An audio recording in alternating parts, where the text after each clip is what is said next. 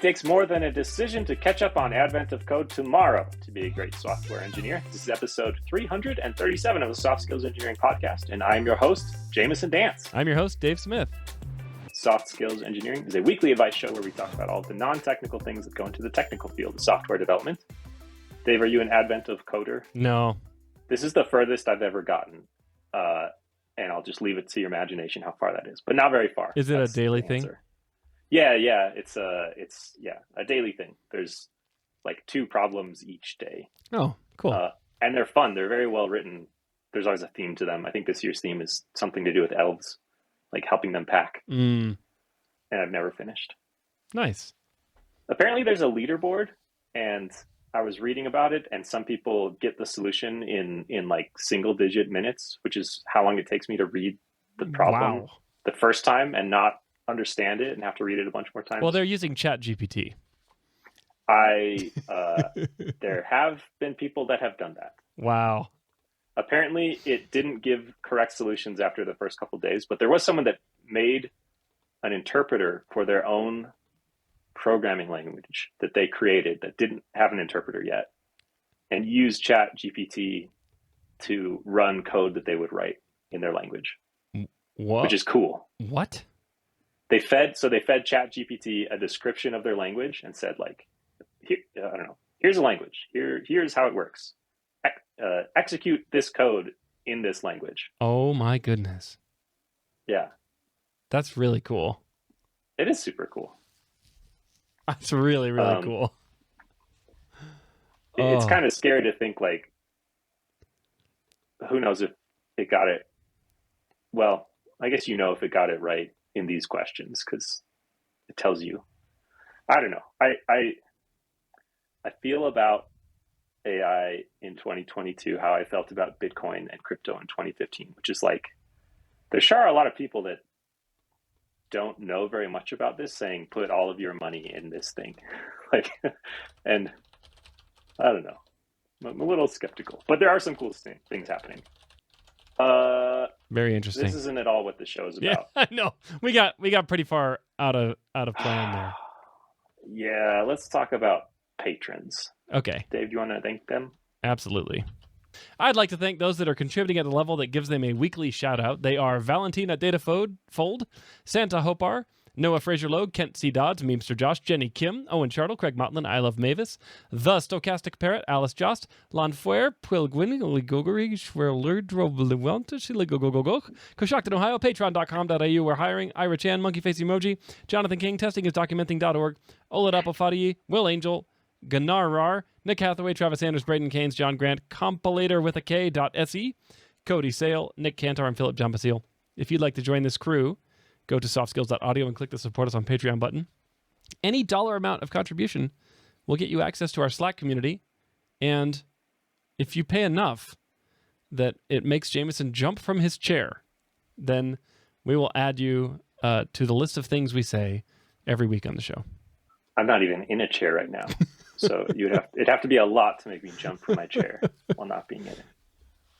It'd have to make me first sit down out of shock and then jump again. That's a tall order. Residual shock.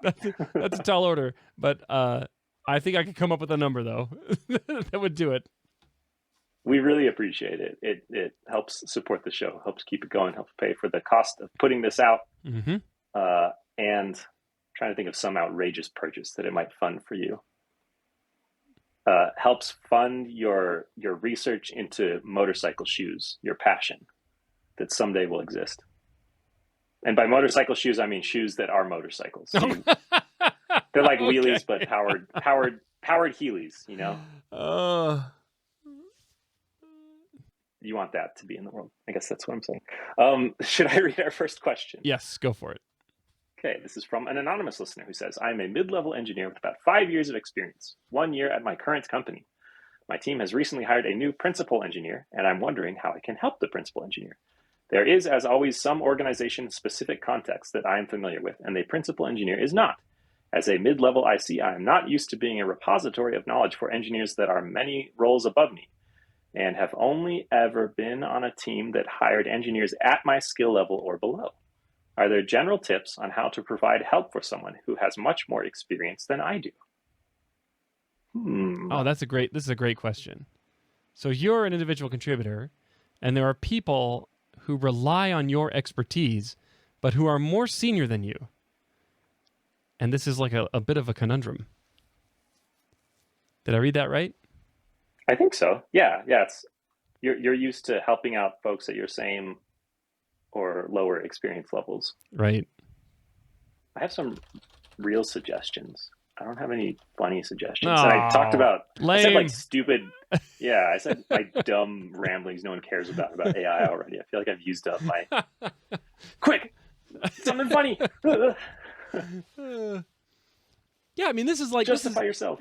So, I mean, of course, there's always the mode where maybe you have ambitions to become this principal engineer. In which case, the strategy is feed the principal engineer incorrect information to the point that they make irredeemable mistakes, and then take the job. There's a range, a narrow pathway to walk there, because if you feed them incorrect information that is harmful enough, as a principal engineer, they could potentially kill your company. Like they're supposed to be working on big, important, impactful, company-wide, depending on the scale of the org, things. You have to make it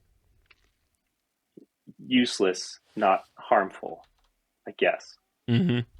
So that's the range. So harmful only to that person's career. Yeah. I'm assuming you don't want to do that, though. That sounds... There have to be people that think that way out there, but boy, I would hate to work with them. Yeah, I think what I would do is pause a lot to make sure I am answering the questions they're interested in. I feel like there's two modes that you might be answering questions here. One mode could be like, I want a very broad lay of the land. So maybe you're sprinkling in some extra detail and going on some tangents or kind of ranging wide. But that's useful because that will help the principal engineer know, like, oh, you mentioned the access system. I didn't even know that thing existed or that it had a name. So that's cool. That's like extra stuff to add that I can dig into later. And then another mode is to answer specific questions about kind of narrowly focused things. And I think it would be useful to check which mode the questions are being... What kind of answer the principal engineer wants? Yes. Like, if they want a really broad overview and you're going into like the detailed history of git blame on this module that has some... And like then in 2008... Yeah. You'll never believe what style they implemented here. Yeah. Guess what kind of white space they chose. Yeah. We call this the tab era from 2008 to 2010. Yeah. It was a silly time. It is very challenging when you're providing answers to people who are more senior than you to understand the context within which those answers make sense and not get into the mode of just giving them more and more information, you know? Yeah. And I say that being on the other side, on the receiving end of this, I often find myself having to say, okay, stop. You've gone too deep. Let's come back. And I had kind of I don't care about that thing you're talking about. I mean, I love you and I think you're great. I care about you. Right. But the information and you're someday sharing... I want to hear more about this thing. Not today. Right now. Exactly. And so I often have to be like, okay, stop, pause. I've only got 20 minutes and then I've got a whole day full of meetings and I got 20 minutes to get this information. So I'm going to have to stop you and ask this. So I really like your suggestion to make sure you're asking what they want and then pause frequently to say, am I on the right track? It's almost like you're in a job interview, you know, like getting feedback from the interviewer. It's interesting because now that I'm talking about this, I feel like this could be a good approach to use at folks of all different kinds of skill levels as well. It's not like it would be bad, but you might have a stronger idea of like, here's what this person needs if it's someone at or below your skill level, where, like you said, you want to check in more often. I received a compliment one time from my boss that was like, you know so much context, and I felt really good. And then, as in all things, I found a way to interpret that into something negative where it was like, wait a minute. You're oversharing. Hang on. Was that just them telling me that I need to shut up and get to the point more? Yeah. I think so. Yeah, so I feel that pain of like, I'm so proud of all the stuff I know, right? Like I worked hard to, I don't know, understand all the gnarly inner details of this thing that I poked at for one like you worked hard to get that information. I'm going to share it with everyone. Exactly. Yeah. And you'll be excited too. I just know you will be. So I was in this situation maybe a year ago where I had put a ton of analysis into a decision we needed to make as a business. I was in a VP of engineering position, and I was presenting my decision to the rest of the executive team. And I got to a point where I said, okay, here's part of the decision, and I explained it. And then I said to the executive team, you may be wondering why I did this and not that. And my CEO just raised his hand and said, we're not. And I realized I had overshared. Loss. Yeah. Oh, yeah. I'm like, oh, man. Too bad for you. Yep. You missed all the great jokes that I put behind this pathway, this tangent. The reason why, by the way, Jamison, like, why I love your suggestion so much to pause and ask if you're on the right track is because most people, myself somewhat included, are polite enough to let you just go and ramble, even if you're just completely off the path of what they need to know about. And so you're really, at that point, when you start doing that to someone, you're just wasting your breath because it's like, okay, not only have you moved into a territory I don't care about, but I don't have enough context to follow all the things you're talking about now, and you lost me. So this is just like words bouncing off my skull, for the next 5 minutes. So you don't want to do that in the same way that you wouldn't want to just talk to an empty wall, So it's a really good idea to pause and be like, is this the kind of info you're looking for? Yeah, if the person you're talking to is polite, then they start doing this arithmetic in their head of like, what is the cost of me interrupting this person and saying, I don't care about what you're saying right now? Is it worth the pain that will inflict on our relationship? That's right. You think that they're just sitting there soaking up all this wonderful information, but really they're going, okay, should I interrupt them now? Now I'm going to give it 1 more minute. Do I have enough relational goodwill with this person? I don't know. Yeah.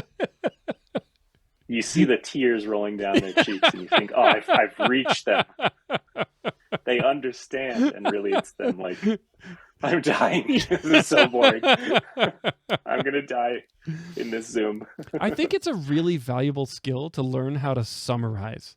One of the things I love to do as an engineer is write PostMortem incident reports. And, the temptation is to write every piece of information you can find about what went wrong. It's like right before the server failed, I noticed that the hibiscus in the corner was facing northeast, which was unusual, but I'm noting it here for completeness, And so understanding your audience and just throwing away information that they don't care about is really, really an important skill. And I don't know any other way to do it than by practicing. And so I would suggest that when you're in a situation like this, where you need to share a bunch of information, at the end, instead of saying, do you have any feedback for me? You can say, hey, can you tell me which part of this information was the most valuable to you? Like, what was the takeaway? Because a lot of times these people, what they're actually trying to do is form a cohesive narrative about what happened or what exists, rather than understanding every detail so that they can synthesize like you have. Yeah. So help them shortcut to the narrative. Yeah. Because that's what you're for. You have all the details.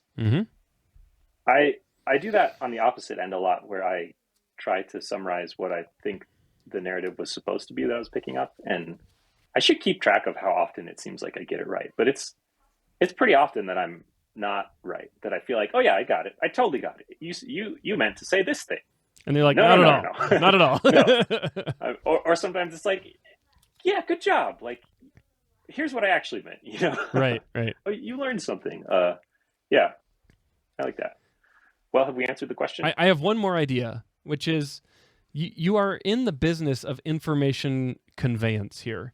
And, if we learned anything from the internet with TCP, it is that when information has been conveyed, you need the receiver to reply to confirm that the information has been received. And so not everyone will have the not every like receiver of this information will have the wisdom to stop at the end and say, I'm going to say back to you what I think I heard, and you tell me if it's right or wrong. And so you can proactively elicit that by at the end saying, okay, I just shared a lot of information with you. Tell me what was your takeaway. And the reason this is important is, especially if you're talking to someone up the org chart, like in this case, a principal engineer, the reason that's important is because you need to know what the narrative is that they're going to carry forward, because it could shape your future in a strong way that you're not prepared to handle, or that's wrong. Yeah. Yeah. And so if they walk away with the wrong narrative or the wrong summary, you need to correct that before the conversation ends, because putting that genie back in the bottle, painful and time-consuming. That's a great point. You might think you just told them a story of epic struggle and triumph, and their takeaway is like, wow, they sure suck at their job and took forever to do this trivial thing. And probably they're not going to say that. No. Here's my takeaway. You're bad at your job. But, you might be able to pick something up. Yeah. You could try setting this expectation at the beginning of the question answering session by saying there'll be a quiz, so pay attention. Yes. And then you quiz them. Look, before every conversation beforehand, just prepare a 10-question multiple choice quiz. And then proctor the quiz. Then you got to do everyone's favorite thing, proctor. Yes. What a good verb. Proctor. And gamble. Proctor in time. Oh, yes. Now we've answered it. Surely. Do you want to read our next question, Dave? Yes. Here we go. This comes from an anonymous listener who says, I have been in the industry for 5.5 years and have had 5 managers. My newest one, let's call them S, has been my manager for 4 months. Our communication is terrible. We do not understand each other, and I am usually left feeling like I missed something or I am not interpreting his question correctly. I literally have told him, I am not sure what you want me to say because that is better than WTF. I ended up crying in a meeting because I was so frustrated and confused. I know and trust my teammates. This is only the second time in my career where I just did not get along well with someone. The meeting was supposed to be some feedback for him and me, some career development, and some goals for 2023. It ended up with him giving lots of examples of technical deficiencies, the fact that I am unable to work independently, which is not true. I ask more senior engineers for help. The fact that I give him pushback, no duh, why at this point? He even said I was careless because I made some silly copy-paste errors in my code, which we all do and is human. Side note, he does not code. He just sometimes asks questions on PRs or gives nits. I do not know what to do. His manager, Jay, used to be my manager. Should I talk to Jay about my issues since he knows both of us well? Or do I go to my manager with ways that I would prefer our one-on-ones to go and how I personally like to get feedback? Do I ask for a new manager? I know he says he wants me to succeed, but nothing in the last 4 months has made me feel like that is true. I am a young woman in engineering, and I have never felt less trusted by a coworker. Especially the fact that I cried makes me feel like I may have lost more credibility with him. What do I do? Please help. I love my team. I just hate my manager. Oh, rough one. Yeah, that sucks. I'm not sure what you want me to say because that is better than WTF. I love it. I have a bunch of, as is traditional, questions that have no answers here. I wonder why there's this manager switch from J. J is the previous manager. Yep. Current skip. S is the current manager. So maybe there was some organizational growth. Maybe be. J was great and got promoted or something. Maybe S is a first-time manager. That's what this sounds like to me. It does sound like that. Yeah, the meeting was supposed to be some feedback for him and me. That's classic. Let's have a meeting where we can discuss feedback for each other. And there's this list of grievances. I prepared 15 concerns. Yeah. Yeah. I spent 4 days preparing. What do you have to? Oh, nothing. Okay. Well, let me share my stuff then. Okay. Yeah. I'll use the time. Yeah. That's no fun. Careless because I made some silly copy paste errors in my code. Whomst among us?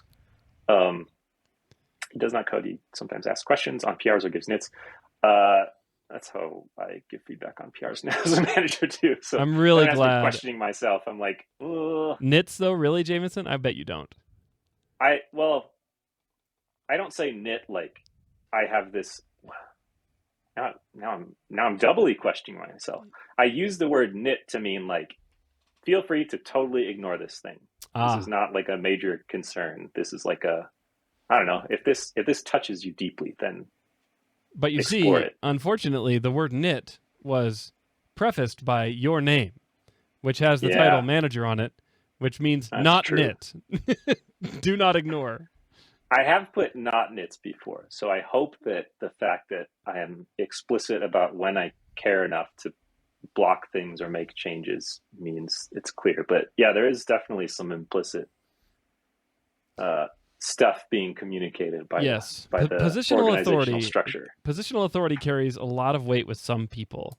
I have come to appreciate that. Not everyone, but some. And boy, I don't know, managers giving nits like, you forgot to indent this. I'm glad to know my manager's keeping an eye on my indentation. Sounded like a backhanded compliment. It was. Okay, well now I'm going to go find a pull request that had a nit and see if I'm being annoying or not. But, well, not now. I'll do it later. Do it later. I'll just think about that at night when I'm trying to fall asleep. Perfect. That should help. Yeah, that'll solve it.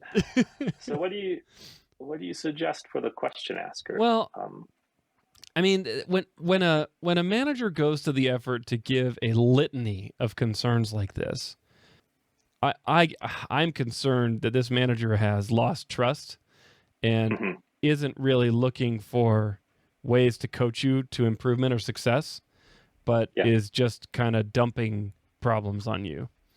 If the meeting went something like this instead, like, hey, I have a list of concerns, and I have crafted those concerns into proactive actions that you can take that I think will help you level up. That's a very different tone than, here are 7 things you did wrong over the last 4 months or whatever, you know? Yeah. So I worry about this relationship, and I'm not sure there's much, I don't know, I'm not sure what could be done to salvage it. So I spent many hours of my life reading this book called Thanks for the Feedback that is about pulling useful feedback out of difficult situations like this. And I'm scrambling, trying to remember, like, wait, what did that book say? Quick, what's something from there? There's a section in there about feedback that is difficult to hear because of the listener, or sorry, not the listener, the relationship that you have with the person delivering the feedback. And sometimes that can make it so that feedback that is useful or helpful for you, you reject because, like in this situation, you don't like your manager, right? So like stuff they say is clearly dumb and wrong, and I'm gonna, what am I trying to do here? I'm trying to say, one of the things you might do is spend some time thinking about, separate from your frustrations with the communication style of this manager, are there useful things to pull out of this feedback? It was delivered poorly. You have legitimate concerns with the relationship, but for example, unable to work independently. You might disagree with the conclusion there, but is there some input to that? Like, I don't know, did someone complain to your manager to say like, this person won't stop bugging me, can't get my work done, or I don't know. I'm probably just planting evil thoughts in your head, which is not my intention here. But like, this would not repair the relationship with your manager, but it might help you take some useful growth out of this less than useful feedback.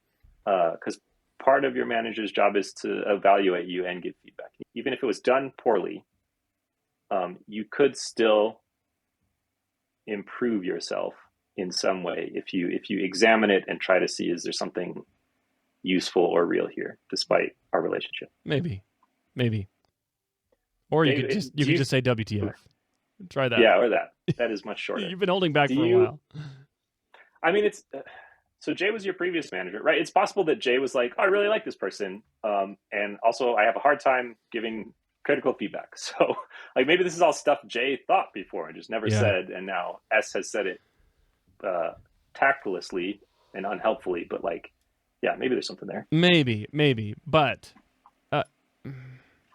I don't know. This is a situation where I would actually be tempted to go over the head of my manager to my former manager, and I would probably even couch it as, "Hey, look, we had a great working relationship. I could use some advice on how to handle a situation. And as always with these things, I like to approach them from a perspective of growth and what's the word, like positivity, rather than complaining and negativity and blame finding. Surely there is negativity here and there is blame to be had, but the purpose of this conversation is not that. The purpose is I need some concrete techniques that you can provide to me to help me work better with this person. Help me make the best out of this situation, even though our personalities probably don't really jive very well. Yeah. This will have the surreptitiously intended effect of making your skip level manager aware of some strong negative feedback that you have about your manager. Because that's where that needs to go. Because guess whose responsibility it is for your manager to execute their job really well? It's your skip level manager's job. And it's actually very hard for your skip level manager to get direct feedback on their direct reports, except from people like you. You know? Like, they don't know how they interact with your team. And maybe you're not the only one. So I think it would be worthwhile to go in and ask for some advice and coaching on this situation. And I have no idea what you'll learn, but one of the things you might learn is that, your manager actually is kind of struggling and doesn't know what to do and needs some help and needs some guidance and maybe needs some correction too, to kind of rein it in, because this is a pretty inappropriate and not very helpful behavior, I think. What about the suggestion the listener asked or made about, like, do I go into our one-on-ones? Do I try and give some direction of here's how I want to receive feedback, or here's how I'd like our one-on-ones to go? Given the history here with these examples, I don't think that would work very well. Yeah. You know, where this person is just dumping problems on you and negative observations. If you were to go back and say, well, I prefer for you to tell me about this stuff this way, I think they're going to be like, I don't even know what that means. Now I'm just going to add this to my list of grievances. Now it's 8 things. Yeah, exactly. Tells me how to do my job. I don't see that being fruitful. I do feel like there's a decision here on whether to engage with the feedback or not. And by engage with the feedback, I mean work to try to understand what your manager is saying and like improve their opinion of you or of your skills in this way, or like provide or defend yourself against it. You know? Because the suggestions I gave earlier were about engaging with it and trying to pull meaning and useful things out of it. But depending on, I mean, I'm just being a bummer in this question. This could be your manager preparing to put you on a performance improvement plan, which is preparing to fire you in most cases. It could be. Usually there's like a strong warning ahead of time. Not always, but sometimes. And you could try to like turn around their impression of you by working to understand why the impression is the way it is and changing that. Or you could try to say like, nah, you're wrong. Here's all the evidence of why. So and those feel very different. Those are 2 techniques to try to achieve a perception shift in your manager's mind. I have a third technique that I think might be more effective. So I believe that your manager doesn't trust you. And who do they trust? Well, probably some of your other team members. And so one technique I've used in the past is if I've done something and my team members have said, wow, way to go, Dave, this is really great. In that moment, I will say, thank you so much. Hey, would you mind dropping a message to our manager just to let them know that I did this great thing and what you thought was great about it? And if you can get a few of those done before the next time you have one of these grievance sessions, you might find that your manager's perception shifts, not because you told them to shift and not because you adapted your style or changed your way of working, but because they got new data points from trusted sources. I like that. That is also much more helpful than where I thought you were going, which is quit your job. Talking to your coworkers might be another way to check to see if there's something to this. Yes, right? You don't have to say like, would you believe what our jerk boss said about me? But more check like, hey, I recently heard that I could stand to work more independently. What do you think about that? Do you think I don't know. This is awesome. And I'm only nodding my head on this one because the question asker specifically says I like and trust my teammates. Yeah. And I know them. And I'm like, yeah, then you can go to them. And I would ask exactly that question. And I might even say, I lost my train of thought. Well, that wouldn't be very helpful to say. I say that a lot, but you're right. It doesn't help. Contrary to what I read in that business book. It's never once helped. Oh, here's what I was going to say. Go to one of your team members and say, hey, I trust you and I'd like to get some help on a situation. I got some constructive feedback that X, Y, and Z. Can you help me understand where this perception may have come from? And, do you agree with it? And what do you think I could do to improve here? And this is good for you. So just in the same way that I'm suggesting have your team members deliver positive feedback to your manager on your behalf, this is a good way for you to double check your manager's feedback to you. Because it's possible that your team members go, nah, that doesn't make sense to me. In which case, you can feel confident that your manager is just wrong. And you can choose to ignore that feedback and find a way to fight it. Or you might find your team members who you trust say, yeah, I can see that, and see if they'll help you through it. At which point, you need to actually invest in this. You said you should go to your manager's manager, who was your previous manager. And I agree with that. I think if you can avoid making it a situation where they have to choose between, take sides between you and your manager, that is a lot easier to do. If you're trying to set up a battle, that'll make your boss's boss life worse. Harder, right? And it'll be your fault in your boss's mind. Yeah, kind of indirectly. I mean, you're the messenger. If your boss's boss can help you without you saying get him, don't make it a choose which of us you will side with. But if you can get your manager to get your boss's boss to understand you're competent, but you're having this struggle, then they can help without making it pick who you're going to punish. Yeah, and give me things I can do rather than saying, here's what I want you to do to my manager. Yeah, go noogie him. But I would go to your teammates before your boss's boss. Yeah. I don't think you want to go straight to your boss's boss. That feels like an escalation a little bit. And it's a lot better of a story to tell your boss's boss too. Of here's what I did about it already, and here's how I've tried to pull something valuable out of this situation. This isn't just me coming to you to complain about it. Huh. Well, have we answered the question? I think so. Good luck. It's a challenging dynamic. It's always frustrating when you are in a conflict with someone who is in a power dynamic where they have power over your life, instead of on equal footing. And I definitely sense there may be some bias going on here that will just complicate things even more. But it would be very interesting to find out if your teammates come back and say, oh yeah, our boss says all that same crap to me. I hate that. Yeah. If they don't though, then that'll also be very, very revealing. I think the question asker mentioned, do I switch teams? And it would suck to have to leave a team that you love, but boy, is it miserable to have a manager you really don't get along with. I feel like my life has been much worse with a teammates that I really like and a manager I really don't like than another arrangement where I really like my manager and there's some teammates I struggle with, Yeah. Yeah, it's an outsized impact. Oh, it's Dave's Law. What's that? Remember, I think you wrote it down, something about outsized impact because of power dynamic, something or other. Yeah. I've been working on the elevator pitch. Yeah. Can you tell? Oh, I did write that down and I can't remember where I wrote it. Oh no.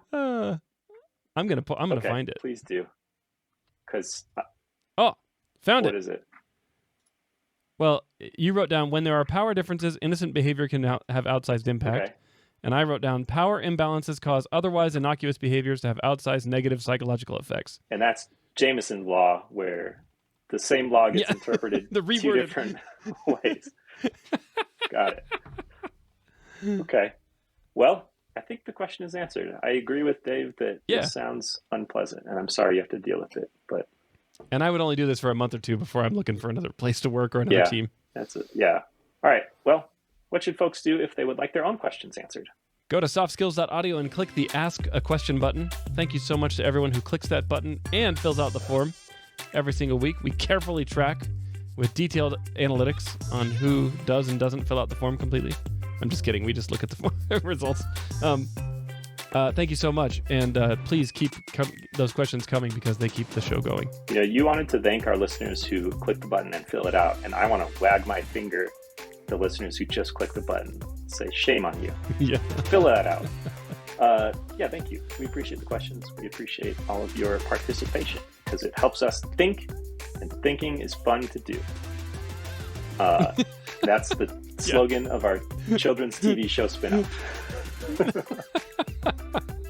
And the show is called Jamison. Soft Skills. It's a weird name, but it's a great show. All right. We will catch you next week. See ya.